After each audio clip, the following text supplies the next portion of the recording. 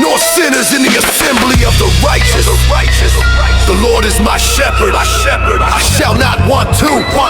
He maketh me to rest in green pasture, and leadeth me by the still waters. For the Lord knoweth the way of the righteous, and the way of the wicked shall perish.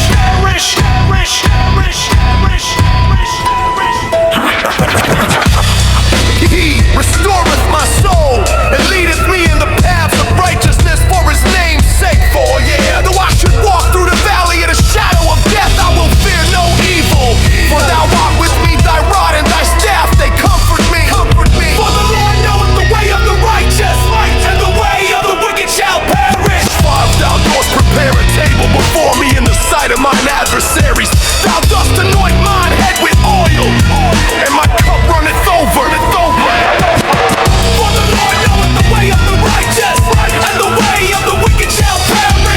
Doubtless kindness and mercy shall follow me all the days of my life, and I shall remain a long season in the house of the Lord. For the Lord knoweth the way of the righteous, and the way of the wicked shall perish.